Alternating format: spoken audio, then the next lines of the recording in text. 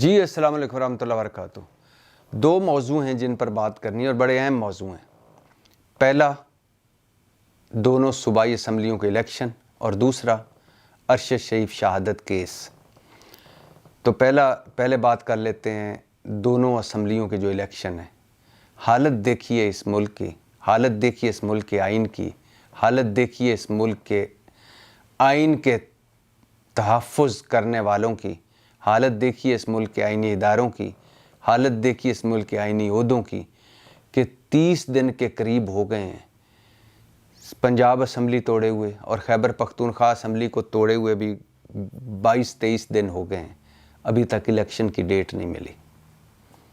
آئین بھی موجود ہے، قانون بھی موجود ہے، عدالتیں بھی موجود ہیں، پارلیمنٹ بھی موجود ہے، جمہوریت بھی موجود ہے، جمہورے بھی موجود ہیں، ملک بھی موجود ہے اور اللہ موجود رکھے، لیکن سب کچھ غائب ہے۔ اب ہوا کیا ہے؟ عمران خان صاحب نے اسمبلیاں توڑیں تو اس کے بعد خیر سے، جیسے میں نے آپ کو پہلے بھی کہا تھا کہ پی ڈی ایم حکومت غیر مقبولیت کی انتہا پر پہنچی۔ پی ڈی ایم حکومت پرفارمنس لیس اور مقبولیت لیس پی ڈی ایم حکومت کو کہ طوطے اڑ گئے بلکہ ہاتھ پاؤں پھول گئے کہ اب الیکشن کیسے کروائیں، کیونکہ الیکشن کرواتے ہیں عمران خان جیتتا ہے اور الیکشن نہیں کرواتے تو آئین کی خلاف ورزی ہوتی ہے، تو کریں تو کیا کریں؟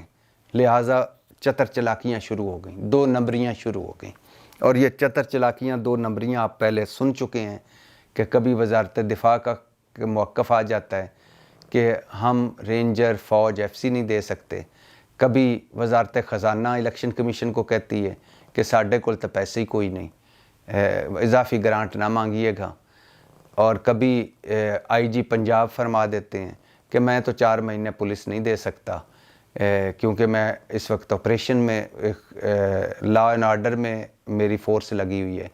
کبھی چیف سیکرٹری پنجاب فرماتے ہیں کہ اچھی بات تو یہی ہے کہ سارے جو جنرل الیکشن ہیں ایک ساتھ ہوں، 2 صوبائی اسمبلیوں کے الیکشن پہلے نہ ہوں۔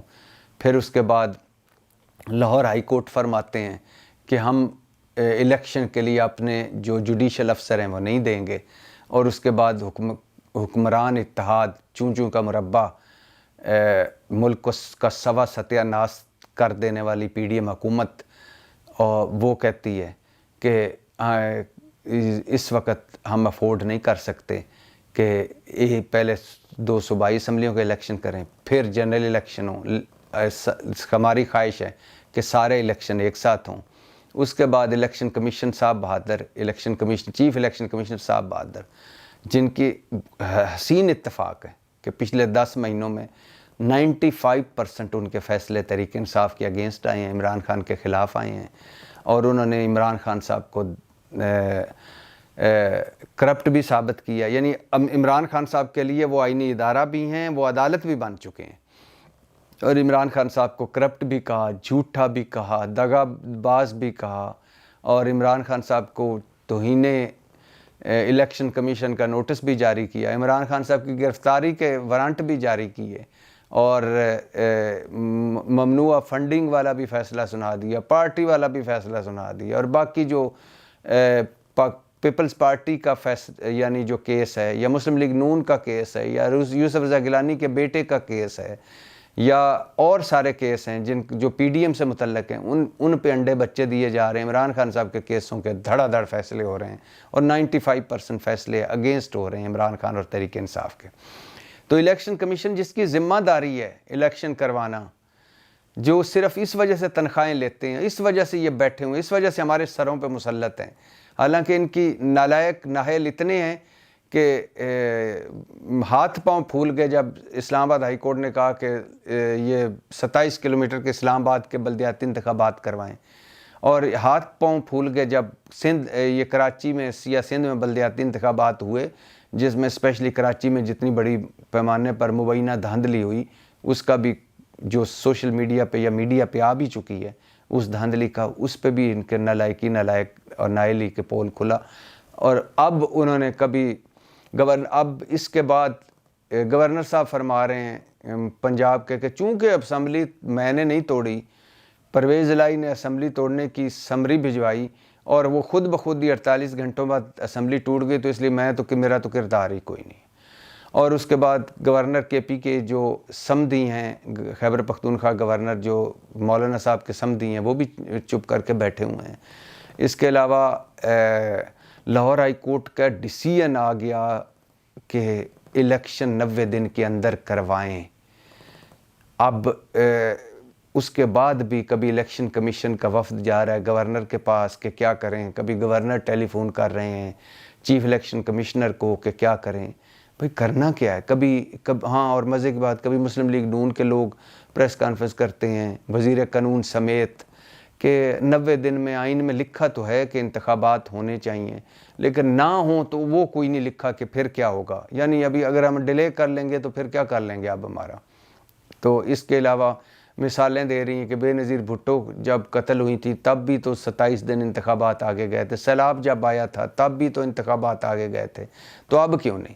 مطلب بھاگ رہے ہیں انتخابات سے، اور وہ بھاگنا ان کا بنتا ہے، کیونکہ جو اپنی پارٹیوں میں انتخابات نہیں کروا رہے، جو 27 کلومیٹر کے اسلام آباد میں انتخابات نہیں کروا رہے، وہ اس عمران خان کی اس مقبولیت کے دور میں بھلا دونوں صوبوں میں انتخابات کیوں کروائیں گے؟ ان کو پتہ ہے ہم نے ہار جانا ہے۔ باہر نکلے نا، لوگ جوتوں کا ہار لیے کھڑے ہیں، جو مہنگائی ہے، غربت ہے، بے روزگاری ہے، جو عوام کا حال ہے، باہر نکلیں ذرا، پی ڈی ایم حکومت والے باہر تو آئیں پروٹوکول کے باہر، ان کو لگ پتہ جائے، سڑکوں پہ آئیں، بازاروں میں آئیں، ان کا لگ پتہ جائے ان کے ساتھ لوگ کیا کرتے ہیں۔ تو یہ کس طرح حلقوں میں جائیں گے، کس منہ سے جائیں گے، کیا پرفارمنس لے کے جائیں گے؟ لہٰذا وہ چتر چلاکیاں، 2 نمبریاں، منافقتیں، جھوٹ جاری ہیں اور الیکشن ڈیلے کی کوششیں کر رہے ہیں۔ اور میں نے پہلے بھی کہا تھا کہ بڑا مشکل ہے پی ڈی ایم کا الیکشن کروانا۔ ان کی پوری خواہش ہے کہ جب جنرل الیکشن ہوں، جب 6-7 مہینے بعد جب سارے الیکشن ہوں تو ان 2 صوبوں کے بھی الیکشن ہوں، اس لیے ڈیلے کیا جا رہا ہے۔ اور ہو سکتا ہے کہ معاملہ سپریم کورٹ پہنچے، ہو سکتا ہے سپریم کورٹ الیکشن کروا دے سختی کر کے، ورنہ پی ڈی ایم کا کوئی نہیں چانس کہ وہ الیکشن کروائیں۔ اور کیونکہ عمران خان مقبول ہے، عمران خان کو نااہل کرنا ہے، جیل بھجوانا ہے، نواز شریف کو واپس لانا ہے اور نواز شریف کی زیر سایہ الیکشن لڑنے ہیں، اس لیے ابھی تک وہ لیول پلینگ فیلڈ بھی نہیں ملی، مقبولیت بھی نہیں ہے، پرفارمنس بھی نہیں ہے، تو الیکشن کیوں کروائیں؟ خیر، یہ دیکھتے ہیں اب آگے کیا ہوتا ہے۔ دوسری خبر ہے ارشد شریف شہید کی، ارشد شریف قتل کیس کی۔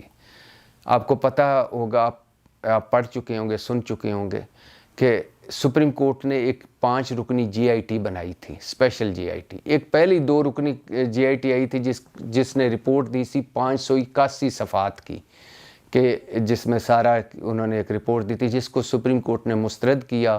اور ارشد شریف شہید کی والدہ اور ان کی دوسری بیگم بھی سپریم کورٹ میں گئیں، انہوں نے بھی درخواستیں دیں، اور اس سے پہلے چیف جسٹس سے ارشد شریف کی والدہ نے درخواست بھی کی کہ وہ از خود نوٹس لیں۔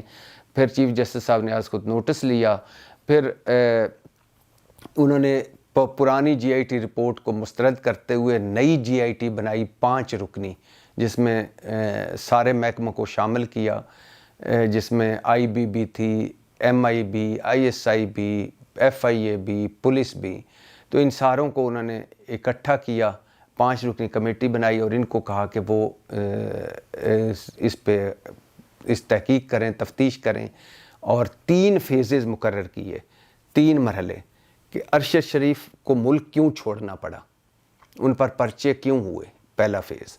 دوسرا، دبئی کیوں انہیں چھوڑنا پڑا، دبئی سے انہیں کیوں نکالا گیا، کیا دباؤ پڑا کہ ان کو نکلنا پڑا، اور تیسرا، کینیا میں کیسے وہ شہید ہوئے۔ یہ 3 فیزز میں انہیں تحقیق کرنی تھی جی آئی ٹی نے۔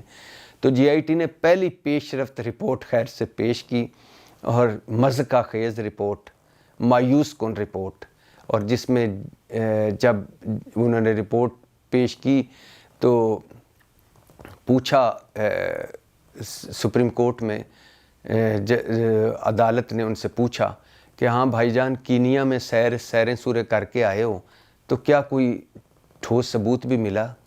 کیا لیا آپ؟ کینیا بھی پھرے آپ، ادھر بھی لوگوں سے ملے، کیا کچھ ہے کچھ سامنے آنے والا؟ تو آگے سے کہانیاں سنانی شروع کر دیں جی آئی ٹی نے۔ تو جج صاحب نے کہا کہ کہانیاں نہ سنائیں، ہمیں بتائیں کہ کوئی ٹھوس مواد ملا؟ تو JIT سربراہ نے کہا کہ نہیں، کوئی ٹھوس مواد نہیں ملا۔ تو انہوں نے کہا کہ اچھا، تو پھر کیا کیا ہے؟ انہوں نے کہا جی ہمارے کینیا سے ہمارے ملک کے تعلقات ہی اچھے نہیں، انہوں نے ہمارے ساتھ تعاون ہی کو نہیں کیا۔ اب اندر کی خبر سن لیجئے، یہ JIT ارکان وہاں گئے ہیں، چند لوگوں سے ملے ہیں، اس کے علاوہ کسی نے ان کو گھاس نہیں ڈالی۔ یعنی ایک تو سچی بات ہے، ہمارا ملک جو ہے تماشا بن چکا ہے، بنانا ریپبلک بن چکا ہے، بے عزت ہو چکا ہے، بھکاری بن چکا ہے کہ UAE کے صدر ادھر آتے ہیں رحیم یار خان میں، شکار کھیلتے ہیں، اور ان کا دوسرا گھر ہے، ٹھیک ہے، وہاں وہ رہتے ہیں، شکار کھیلتے ہیں، اور وزیر اعظم ہمارے جا کے ادھر ان کو ریسیو کرتے ہیں اور ان سے کہتے ہیں کہ آپ اسلام آباد آئیں چند گھنٹوں کے لیے، ایک دن کے لیے، آپ یہاں آئے ہوئے ہیں تو اسلام آباد بھی آ جائیں۔ وہ کہتے ہیں چلو میں آؤں گا۔ ہمارے وزیر اعظم صاحب جس دن ان کے اسلام آباد کا متوقع پلان ہوتا ہے آنے کا، اس دن پورے اسلام آباد میں چھٹی کر دیتے ہیں بچوں کے اسکولوں کی، پتہ نہیں سمجھ نہیں آتے کیوں۔ 21 توپوں کی سلامی دینے کی تیاریاں ہو رہی ہوتی ہیں، ان کے طیارے کو ایئر فورس کے طیاروں میں کے حصار میں لے جا کر اور وزیر اعظم کابینہ سمیت ان کا استقبال کرنا، استقبالیہ، گارڈ آف آنر، پورے پلان بن جاتے ہیں، چھٹی ہو جاتی ہے دارالحکومت میں، اور وہ نہیں آتے UAE کے صدر، اور یہ اپنا منہ سے لے کے رہ جاتے ہیں۔ پھر ترکی میں زلزلہ آتا ہے، ترکیہ میں زلزلہ آتا ہے، اور ہمارے وزیر اعظم صاحب اسی دن بھاگ جانے کی کوشش کرتے ہیں۔ سنا گیا ہے کہ ان کو کہا گیا کہ مہربانی کریں، ابھی حالات اس طرح کے نہیں ہیں کہ وزٹ کریں، حالانکہ وہ آل پارٹیز کانفرنس بھی وہ ملتوی کر چکے ہیں کہ میں ترکی جاؤں گا۔ پتہ نہیں ایک شوق کیا ہے، ہمارے یہاں سیلاب آیا، طیب اردوان نے مدد کی، ترکی نے مدد کی، ترکی ہمارا دوست ہے، ہمیں ان کے ساتھ کھڑا ہونا چاہیے، لیکن کیا وہ اس طرح ہوتا ہے کہ ادھر سیلاب آئے اور ادھر سارے ملک کے رہنما سیاستدان یا حکمران بھاگے پاکستان پہنچ جائیں؟ ایسے تھوڑی ہوتا ہے۔ یعنی ان کو تو کوئی دورے اتنے پڑے ہوئے ہیں کہ کہیں نہ کہیں باہر نکلنے کا ملے، فوراً پہنچ جاتے ہیں۔ اچھا، پھر اس کے بعد وہ دورہ ملتوی ہوا ترکیہ کا، اور اب ہفتے بعد سنائے جا رہے ہیں بلاول بھٹو سمیت۔ اچھا، پھر اس کے بعد وہ طیارہ بھیجا ہم نے سامان کا بھر کے، جو بھیجنا چاہیے، ہر پاکستانی کو مدد کرنی چاہیے، کیونکہ ترکی نے ہماری مخلص دوست ہے، ہمارا پیارا دوست ہے، انہوں نے ہر مشکل وقت میں ہماری مدد کی ہے۔ اچھا، اس کے جب وہ طیارہ پیچھے کھڑا ہے ایئرپورٹ پہ سامان والا، آگے شہباز شریف صاحب وزیر اعلیٰ پنجاب، نگران وزیر اعلیٰ پنجاب کو لے کر پریس کانفرنس ٹھوک رہے ہیں۔ بھائی یہ آپ کا کام تھوڑی ہے، یہ تو فارن آفس کا کام ہے، کوئی ان کا نمائندے کھڑے ہوں یا میکسیمم نگران وزیر اعلیٰ پنجاب کھڑا ہو کے سی آف کر دے۔ یہ تھوڑی ہوتا ہے کہ وزیر اعظم پاکستان کھڑا اس طیارے کے آگے جس کے پیچھے سامان کا جو بھرا ہوا ہے اور کہ میں نے ترکی بھجوانا ہے اور یہ سامان ہم بھجوا رہے ہیں۔ عجیب و غریب مذاق خیز لوگ ہیں۔